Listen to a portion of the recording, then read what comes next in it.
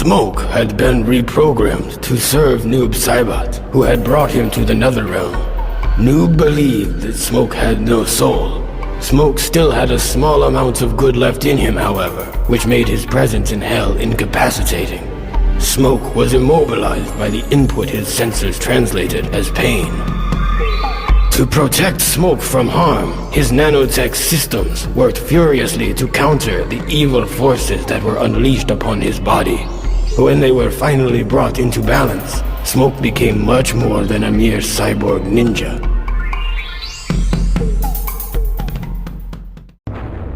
My enemies had failed to prevent me from fusing all the weapons of the Elder Gods into one. I used this ultimate weapon to warp reality, merging the realms into a singular existence. The Elder Gods were helpless as I used their own power against them in the void beyond the One Realm. Not satisfied with merely ruling the One Realm, I seized all that exists and merged it into myself. There can be only one consciousness. I am everything. I have become the One Being.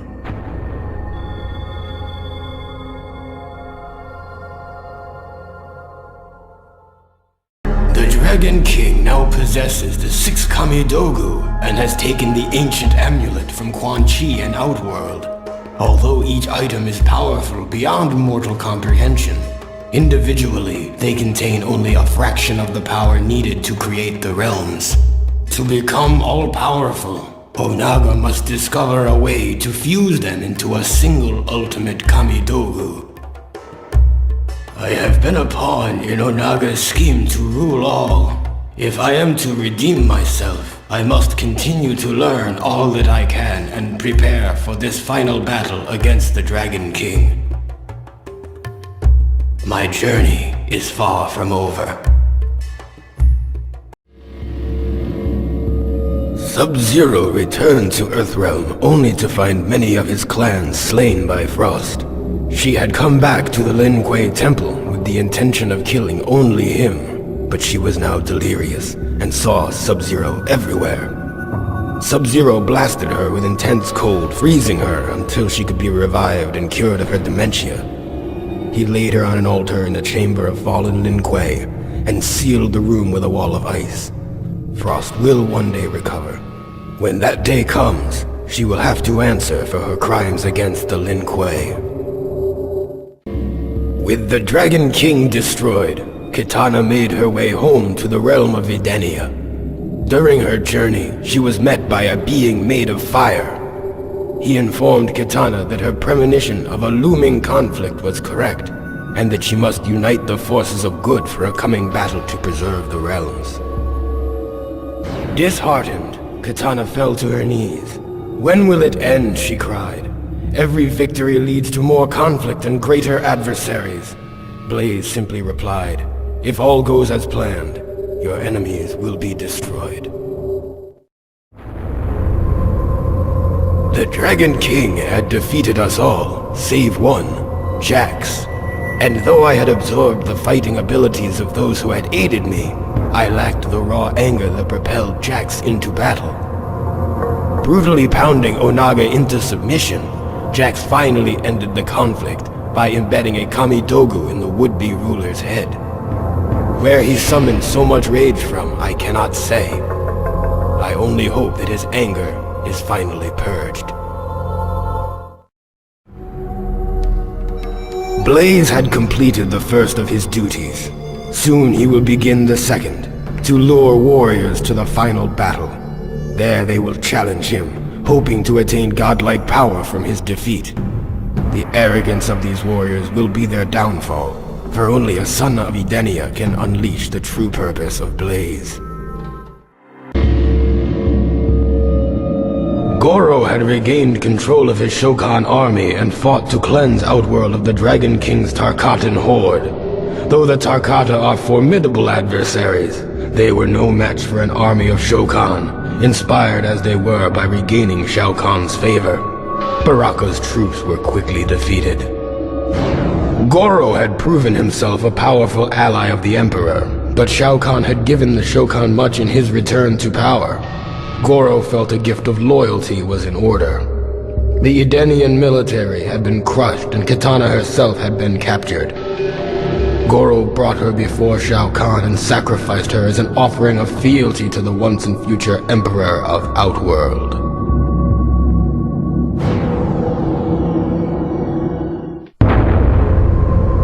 Shao Kahn had regained his strength, and he and Goro marched boldly to the Dragon King's throne room, slaying all who stood in their way.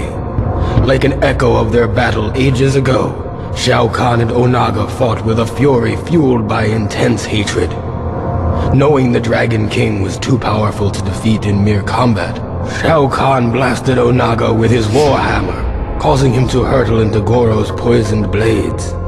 Onaga had fallen victim to Shao Kahn's treachery once more. With Onaga defeated, Shao Kahn reclaimed Outworld once again.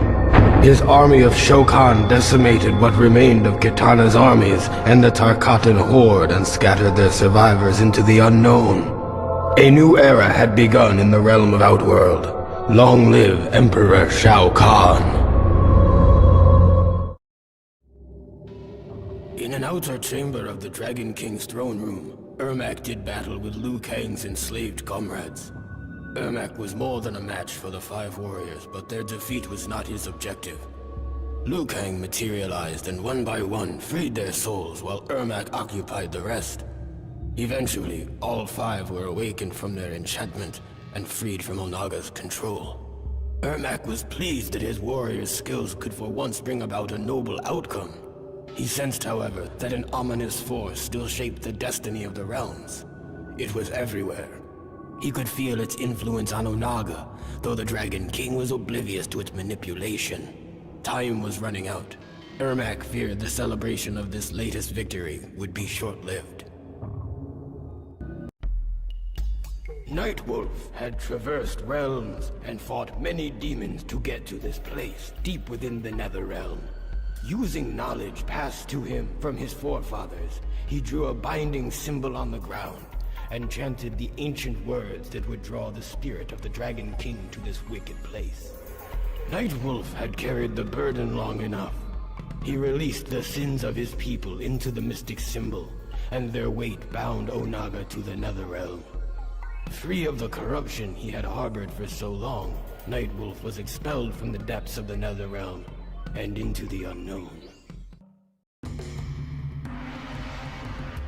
Because it was widely believed that Princess Kitana had slain her many years ago, none were suspicious of the veil Malena wore to conceal her Tarkatan features. It was not difficult for her to assume the identity of the princess and take control of her alliance.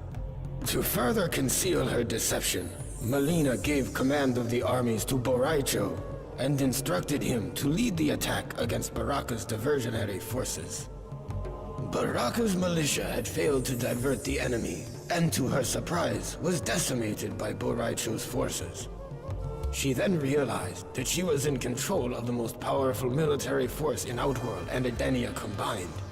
She had finally achieved her true purpose, her destiny.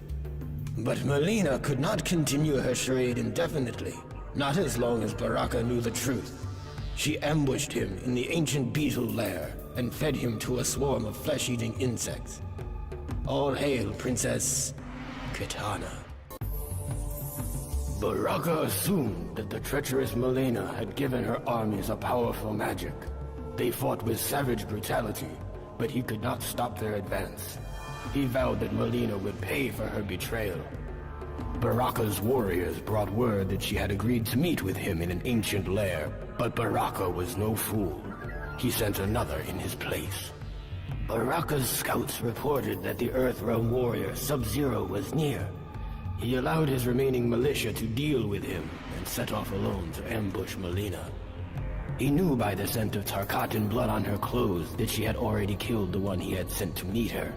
But her sense of smell was not as keen as a true Tarkata's. She was unaware of Baraka's presence. He barked her name, and when she turned to face him, he tore her apart.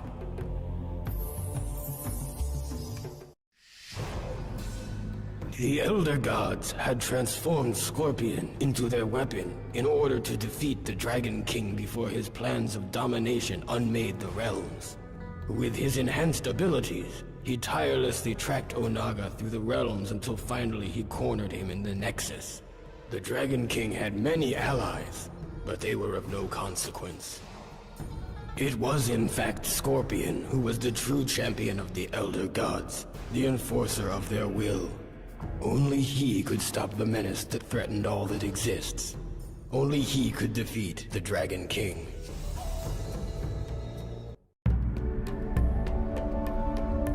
Onaga seemed invincible.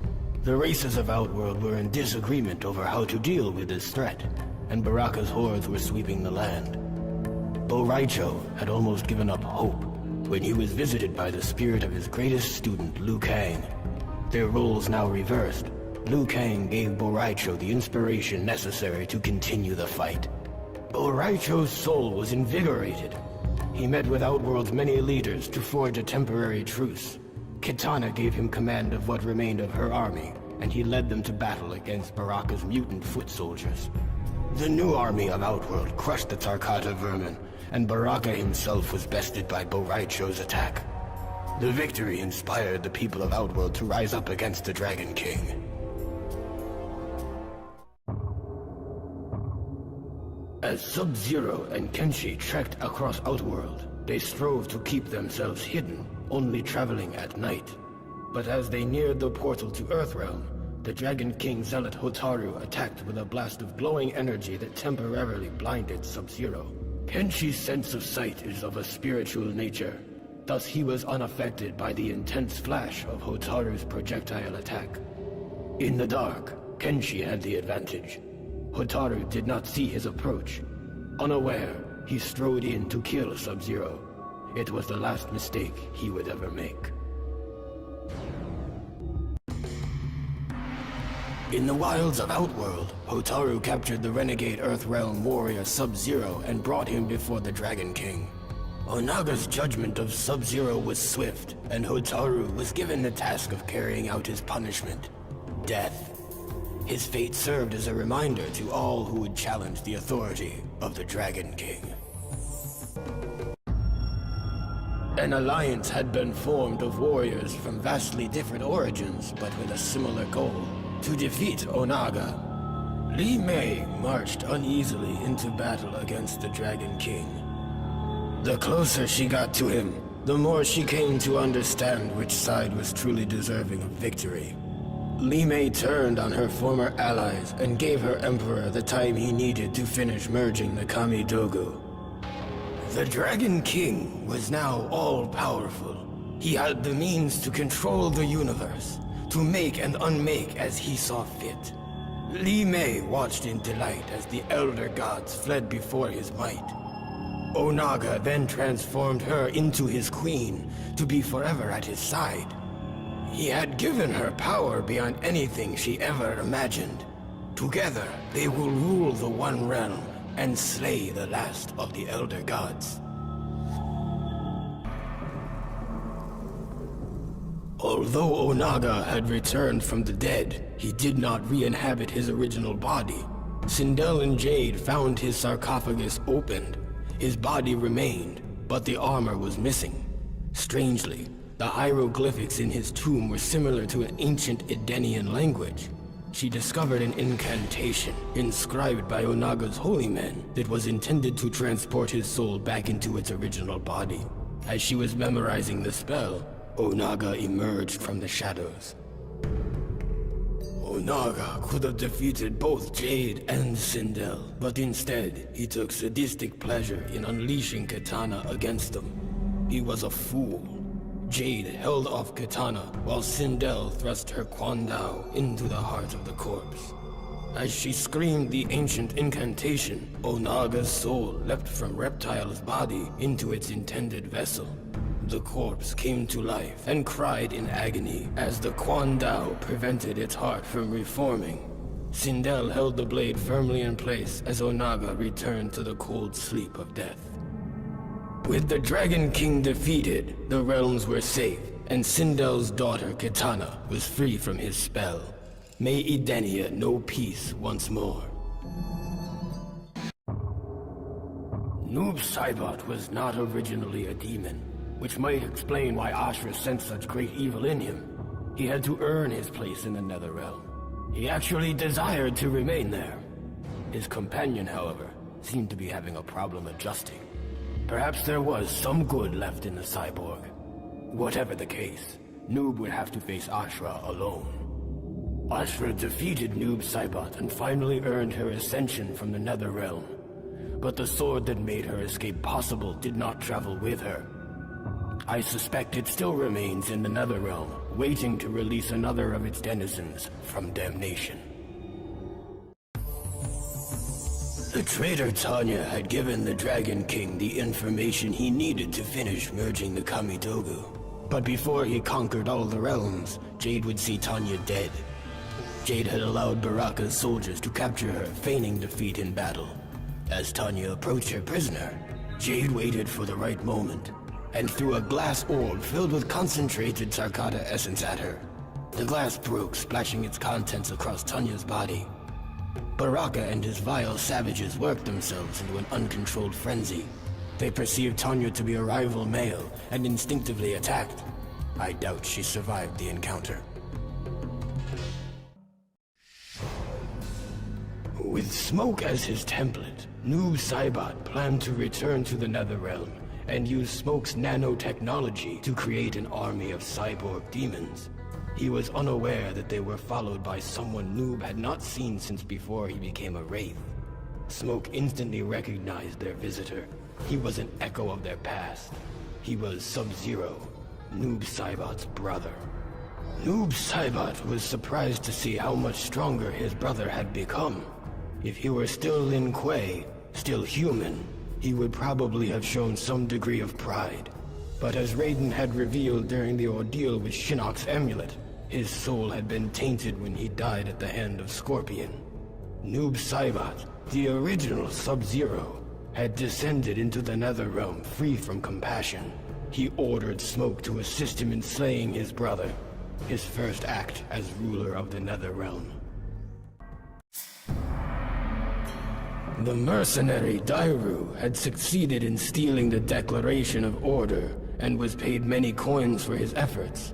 After Darius hid the document, he announced its capture to the world and heralded a new beginning for the realm of Sado. As Darius had predicted, officials were outraged that the Resistance had stolen the most prized possession of the Seidan government. Hotaru was ordered to lead the charge against them. He underestimated their numbers, however, and the Resistance defeated him and his men. The Senate would soon be in the hands of the revolutionaries. Once they had defeated the enemies of Havoc, Cabal complimented Cobra and Kira on their ferocity in battle. Their true test, however, was to face each other, to decide which of them was worthy of the new Black Dragon clan. Neither refused the challenge.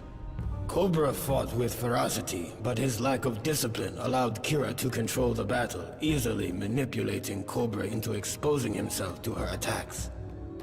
She defeated him and proved her worth to Cabal, who gave her the honor of finding 2 more recruits to pit against each other in mortal combat.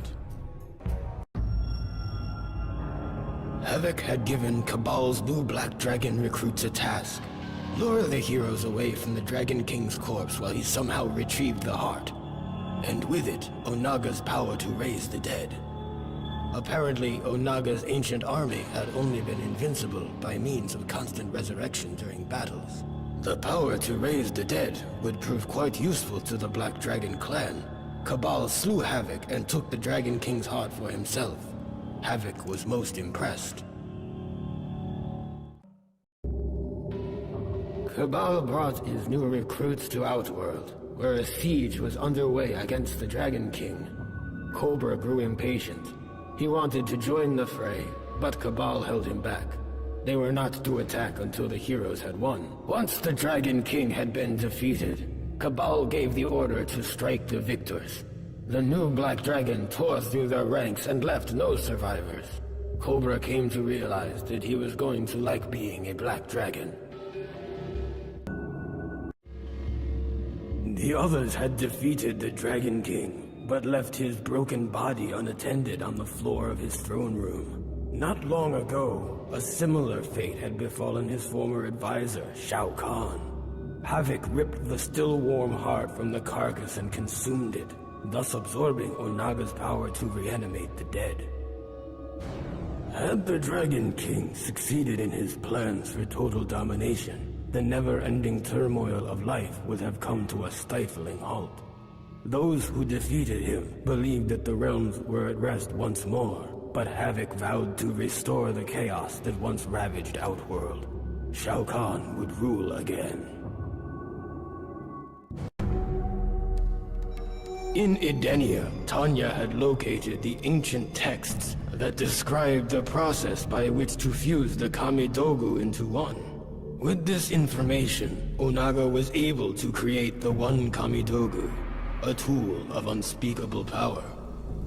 As the Dragon King was distracted, reveling in his victory, Tanya seized the opportunity to snatch the Kamidogu from him, thereby obtaining godlike power.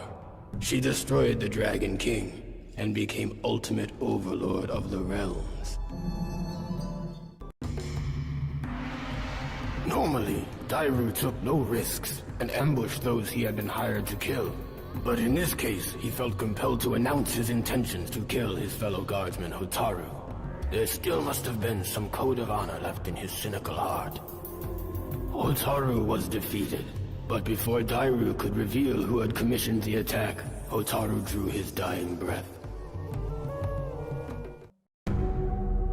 Liu Kang's friends had been freed, Onaga had been defeated, and the realms were secure once more. But there was one battle that remained. Liu Kang's body had been used by some unknown force as a tool of destruction. It had left death in its wake and needed to be stopped. The chaos would end in Earthrealm.